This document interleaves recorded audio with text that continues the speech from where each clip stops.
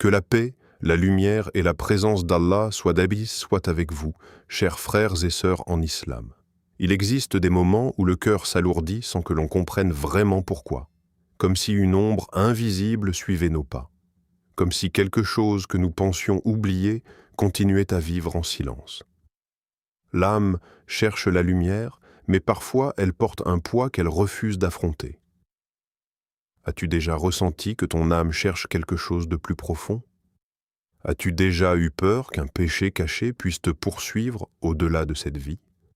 Pourquoi certaines fautes semblent-elles s'effacer, tandis que d'autres laissent une trace éternelle ? Dans cette vidéo, nous allons découvrir un péché si grave qu'il peut accompagner l'homme jusque dans sa tombe.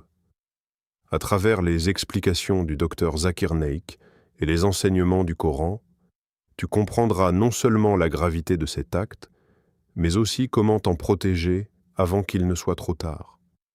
Allah dit dans le Coran, « Et craignez un jour où vous serez ramenés vers Allah. » Sourate Al-Baqarah 281. Abonne-toi à l'Islam Connect, like, commente et partage cette vidéo pour propager cette lumière. Cette vidéo n'est pas un hasard, elle est une lumière envoyée par Allah pour toi. C'est une mission divine. 1. Le péché qui continue après ta mort, une ombre qui te suit. Il y a une réalité que beaucoup préfèrent ne pas regarder en face. La mort ne met pas toujours fin à nos actions. Elle met fin à notre respiration, mais pas nécessairement à l'impact de nos choix. Le prophète, que la paix et le salut d'Allah soient sur lui, nous a avertis avec des paroles profondes. Lorsque le fils d'Adam meurt, ses œuvres cessent, sauf 3. Rapporté par Muslim. Nous connaissons ce hadith pour les bonnes œuvres continues, une aumône durable, une science bénéfique, un enfant pieux qui invoque pour ses parents. Mais rares sont ceux qui méditent sur l'autre face de cette vérité. Si les bonnes actions peuvent continuer après la mort, alors certaines mauvaises actions peuvent aussi survivre à celui qui les a commises. Imagine un instant, tu es descendu dans ta tombe. Les proches sont partis. Le silence s'installe. Tu penses que tout est terminé, que la page est tournée. Pourtant, quelque part dans le monde, quelqu'un répète une parole que tu as prononcée. Quelqu'un pratique une désobéissance que tu as banalisée. Quelqu'un suit un chemin que tu as tracé, et chaque pas qu'il fait dans cette erreur devient un poids supplémentaire sur ta balance. Diffuser le mal n'est pas toujours spectaculaire. Parfois, c'est un simple conseil donné à la légère. Une blague qui normalise l'interdit. Un contenu partagé sans réfléchir. Une habitude mauvaise rendue acceptable par ton exemple. Le péché prend alors racine dans le cœur des autres, et toi, même sous la terre, tu restes lié à cette graine que tu as plantée. Le messager d'Allah, que la paix et le salut d'Allah soient sur lui, a dit dans un autre hadith authentique, « Celui qui appelle à un égarement aura un péché équivalent à celui de ceux qui le suivent, sans que cela ne diminue en rien leur propre péché. » Muslim. Réfléchis à cela. Un seul acte peut se multiplier à travers des dizaines, des centaines, voire des milliers de personnes. Et chaque répétition ravive ton dossier. Nous vivons à une époque où un message peut traverser le monde en quelques secondes. Une vidéo, une publication, une phrase écrite peuvent influencer des cœurs que tu ne rencontreras jamais. Si ce que tu laisses derrière toi éloigne les gens d'Allah, alors ton empreinte devient une ombre persistante.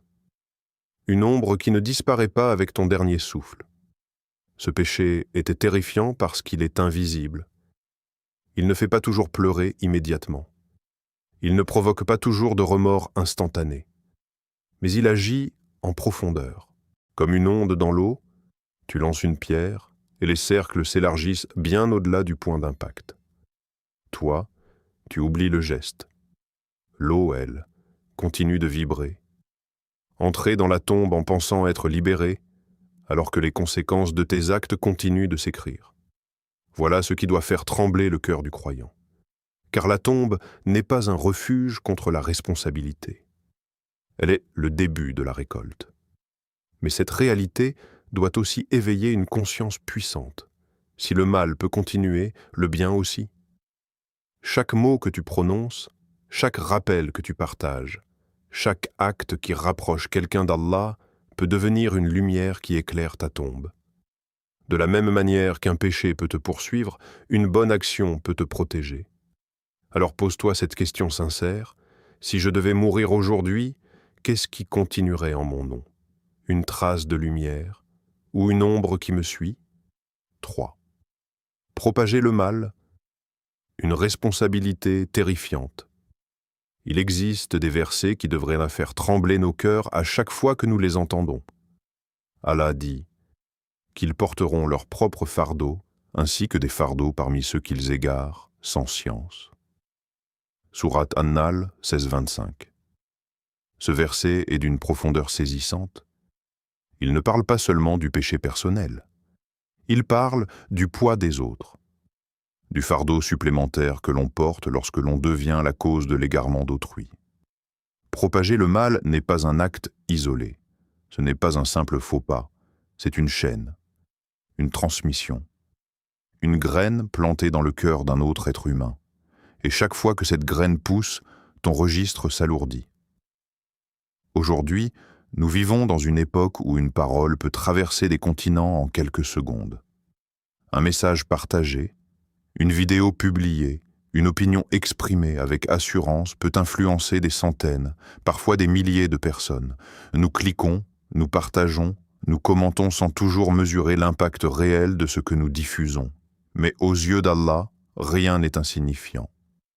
Si ce que tu propages banalise le péché, encourage l'immoralité, sème le doute dans la foi ou détourne les gens de l'obéissance à Allah, alors tu ne portes pas seulement ton acte, tu portes aussi une part de chaque conséquence qui en découle. Le prophète, que la paix et le salut d'Allah soient bénis sur lui, a dit: « Celui qui appelle à une bonne guidée aura une récompense équivalente à celle de ceux qui la suivent. Et celui qui appelle à un égarement aura un péché équivalent à celui de ceux qui le suivent, sans que cela ne diminue en rien leur péché. » Muslim. Ce hadith est un principe spirituel immense. Il montre que nous ne sommes pas seuls responsables de ce que nous faisons, mais aussi de ce que nous inspirons. Dr Zakir Naik rappelle souvent que la connaissance est une responsabilité, pas un privilège. Savoir, c'est porter. Parler au nom de la religion sans science, manipuler des versets pour justifier ses passions, donner des avis sans preuve solide, tout cela peut devenir une source d'égarement collectif. Et l'égarement collectif est un fardeau lourd à porter le jour du jugement. Mais cette responsabilité ne concerne pas seulement les prédicateurs ou les figures publiques. Elle concerne chaque croyant, chaque parent qui transmet une valeur, chaque ami qui influence son entourage, chaque utilisateur des réseaux sociaux. Tu es peut-être un modèle sans même t'en rendre compte. Tes paroles sont observées, tes choix sont imités. Le danger le plus subtil est de rendre le mal normal, quand le péché devient divertissement, quand la désobéissance devient tendance, quand la moquerie de la religion devient humour. Celui qui participe à cette normalisation devient une pièce d'un engrenage spirituel dangereux. Le péché ne meurt pas si son influence survit. Imagine qu'après ta mort, des personnes continuent de répéter une erreur que tu as rendue acceptable. Imagine que chaque fois qu'elles tombent dans cette faute, ton nom soit inscrit dans la chaîne invisible des causes. La tombe devient alors silencieuse, mais ton dossier continue de s'écrire. Cette réalité doit nous pousser à une vigilance constante. Avant de parler, se demander: est-ce que cela rapproche d'Allah ou en éloigne? Avant de partager, est-ce une lumière ou une obscurité? Avant d'enseigner, suis-je certain de ce que je transmets? Car au jour où les livres seront ouverts, nous verrons non seulement ce que nous avons fait, mais aussi ce que nous avons provoqué. Et cette prise de conscience peut transformer notre présence dans ce monde, devenir une source de guidée plutôt qu'un vecteur d'égarement, une lumière qui se propage plutôt qu'une ombre qui s'étend. 3. L'innovation religieuse est la déformation de la vérité. Il existe un danger plus subtil que le péché apparent. Un danger qui ne se présente pas toujours sous la forme d'une désobéissance évidente, mais sous l'apparence du bien. C'est celui de modifier la religion d'Allah, d'y ajouter ce qui n'en fait pas partie, d'en retirer ce qui dérange, de transformer la vérité pour qu'elle corresponde aux désirs des gens. Et ce danger est immense. Le prophète, que la paix et le salut d'Allah soient sur lui, a averti avec une clarté sans équivoque: quiconque introduit dans notre religion une chose qui n'en fait pas partie, cela sera rejeté. Rapporté par Al-Bukhari et Muslim. Ce hadith est un principe fondamental. Il protège la pureté du message. Il nous rappelle que l'islam n'est pas une matière malléable que l'on adapte aux tendances. C'est une révélation divine, parfaite et complète. Allah dit dans le Coran: « Aujourd'hui, j'ai parachevé pour vous votre religion et accompli sur vous mon bienfait, et j'agrée pour vous l'islam comme religion. » Sourate Al-Maïda 5.3. Si la religion est parfaite, pourquoi vouloir la modifier? Pourquoi chercher à l'embellir selon nos goûts, comme si elle manquait de quelque chose? L'innovation religieuse commence parfois par une intention qui semble bonne. Une personne veut rapprocher les gens de la foi. Elle invente une pratique. Elle ajoute une formule. Elle simplifie un commandement. Elle adoucit un interdit pour ne pas choquer. Mais en agissant ainsi, elle altère le message. Elle ouvre une porte dangereuse, celle de placer l'opinion humaine au-dessus de la révélation divine. Et le danger ne s'arrête pas à l'acte initial.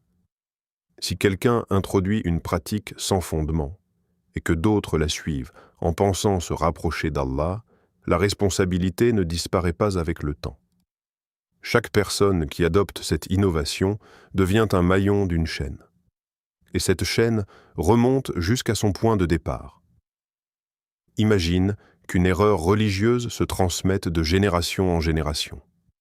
Des parents l'enseignent à leurs enfants. Des élèves l'apprennent de leurs professeurs. Des communautés entières la considèrent comme faisant partie de la foi. Des années passent, des décennies, peut-être même des siècles. Et à chaque répétition, l'initiateur porte une part du fardeau. La tombe devient alors le témoin silencieux d'une déviation qui continue. Ce qui rend ce péché particulièrement grave, c'est qu'il touche à la relation entre l'être humain et son Créateur. Déformer la vérité religieuse, c'est brouiller le chemin vers Allah, c'est modifier la carte qui guide les cœurs, et quand la carte est faussée, beaucoup peuvent s'égarer sincèrement. Le prophète, que la paix et le salut d'Allah soient sur lui, mettait en garde dans ses sermons. La meilleure parole est le livre d'Allah, et la meilleure guidée est la guidée de Muhammad. Les pires choses sont les innovations, et toute innovation est un égarement. Cette parole n'est pas une simple formule répétée, c'est une protection spirituelle contre la corruption progressive de la foi. Dans un monde où les opinions sont nombreuses, où chacun peut parler au nom de la religion, la vigilance devient essentielle. Tout ce qui se présente comme islamique ne l'est pas forcément. Toute émotion religieuse n'est pas une preuve. Toute popularité n'est pas un signe de vérité. Car la vérité ne change pas pour plaire. Celui qui déforme le message pour être accepté par les gens peut être applaudi ici-bas. Mais dans l'au-delà, l'applaudissement ne pèsera rien face au poids de l'égarement causé. L'innovation religieuse n'est pas seulement une erreur personnelle. C'est un risque collectif, une trace qui peut survivre bien après la disparition de son auteur. Et lorsque l'homme sera seul dans sa tombe, il découvrira que certaines paroles prononcées à la légère ont voyagé bien plus loin qu'il ne l'imaginait. 4. L'injustice, un poids qui écrase même sous terre. Parmi les péchés les plus lourds, aux yeux d'Allah se trouve l'injustice. Ce n'est pas seulement une erreur morale. Ce n'est pas simplement un défaut de caractère. C'est une violation des droits qu'Allah a rendus sacrés. Et son poids dépasse souvent ce que l'on imagine. Le prophète, que la paix et le salut d'Allah soient sur lui, a averti avec gravité. Méfiez-vous de l'injustice, car l'injustice sera des ténèbres au jour de la résurrection. Rapporté par Muslim. Des ténèbres. Pas une simple difficulté, pas un simple regret, des ténèbres. Cela signifie obscurité, confusion, oppression spirituelle. Celui qui a été injuste marchera dans l'obscurité qu'il a lui-même créée. L'injustice peut prendre de nombreuses formes. Une parole humiliante, un droit refusé, une trahison, une accusation mensongère, une manipulation, un salaire non payé, une calomnie qui détruit une réputation. Parfois, celui qui commet l'injustice minimise son acte. Il se dit « ce n'est rien ». Mais pour la victime, ce « rien » peut être une blessure profonde. Et c'est là que réside le danger. L'injustice ne s'efface pas simplement par un repentir entre toi et Allah. Les péchés liés au droit d'Allah peuvent être pardonnés par un repentir sincère. Mais les péchés liés au droit des serviteurs exigent réparation. Restituer ce qui a été pris. Demander pardon à la personne lésée. Corriger le tort causé. Sinon, le règlement sera reporté au jour du jugement. Le prophète, que la paix et le salut d'Allah soient loin sur lui, a posé une question à ses compagnons. « Savez-vous qui est le ruiné ?» Ils répondirent « Le ruiné parmi nous est celui qui n'a ni dirham ni bien. » Il dit « Le ruiné de ma communauté est celui qui viendra le jour de la résurrection, avec des prières, des jeûnes et des aumônes, mais qui aura insulté un tel, calomnié un tel, consommé les biens d'un tel, versé le sang d'un tel, frappé un tel. On prendra alors de ses bonnes actions pour les donner à ses victimes. Et si ces bonnes actions s'épuisent avant que justice ne soit rendue, on prendra de leurs péchés pour les jeter sur lui, puis il sera jeté en enfer. » Muslim. Quelle scène bouleversante. Imaginez entrer dans l'au-delà avec des années d'adoration et voir ces bonnes actions distribuées à cause d'injustices commises ici-bas. Une personne opprimée peut choisir de te pardonner. Et quel immense soulagement si elle le fait. Mais elle peut aussi lever les mains vers le ciel et invoquer contre toi. Et l'invocation de l'opprimé n'a pas de voile entre elle et Allah. Même si tu es fort ici-bas, même si tu as du pouvoir, même si tu as du soutien, face à l'invocation d'un cœur brisé, tu es fragile. Et si cette personne meurt sans que le tort ne soit réparé, si tu meurs sans avoir demandé pardon, alors la rencontre sera inévitable dans un lieu où ni richesse, ni statut, ni excuse ne serviront.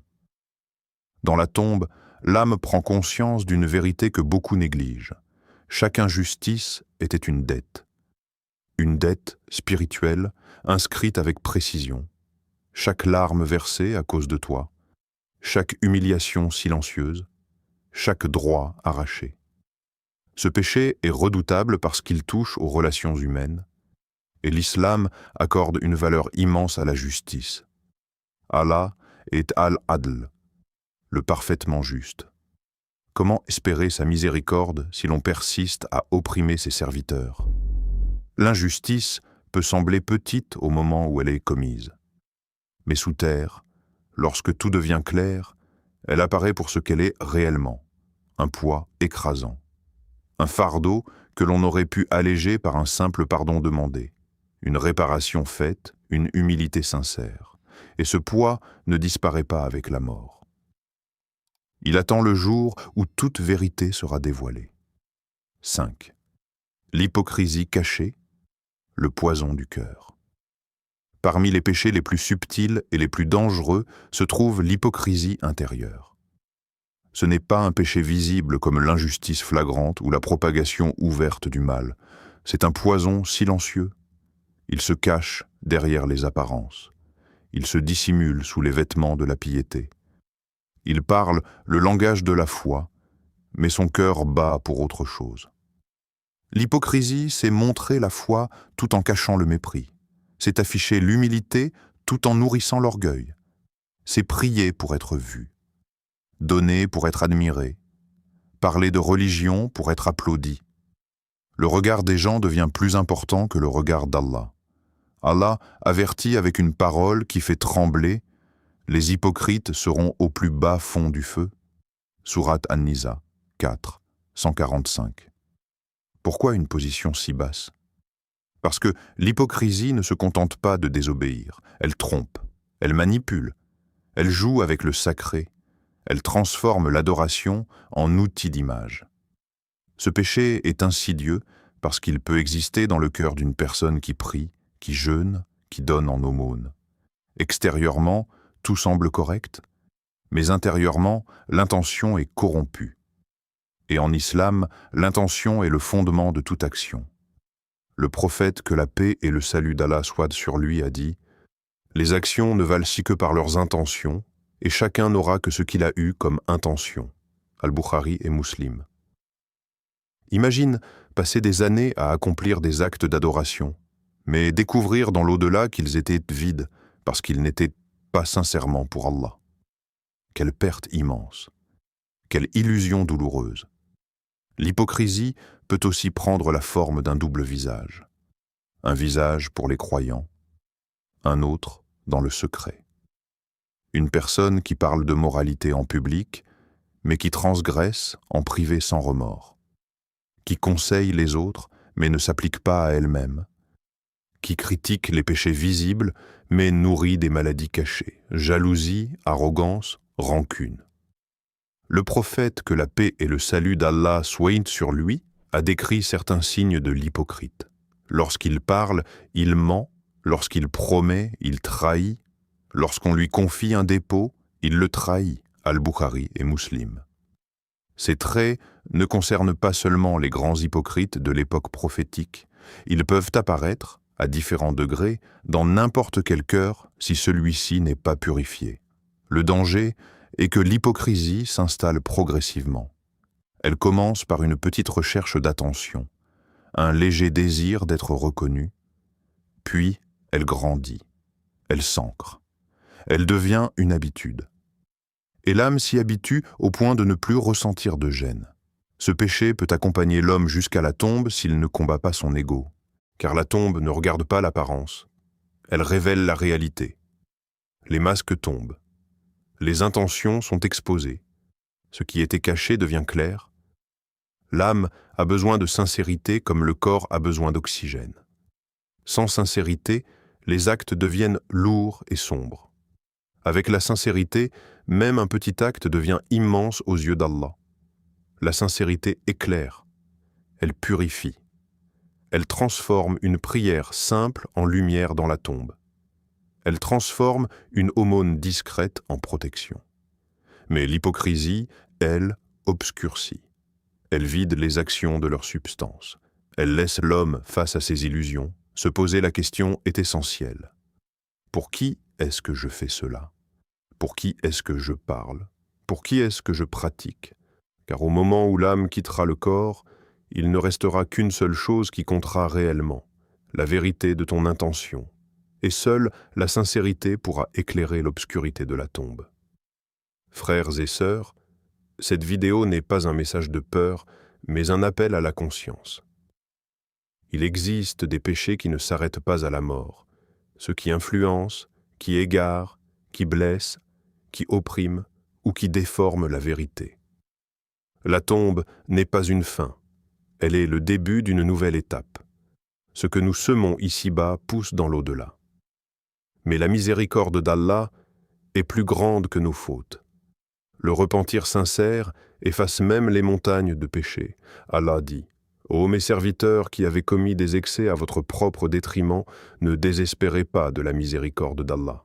Certes, Allah pardonne tous les péchés. » Sourate Az-Zumar 39, 53. Si tu as propagé un mal, efface-le par un bien. Si tu as blessé, demande pardon. Si tu as égaré, corrige.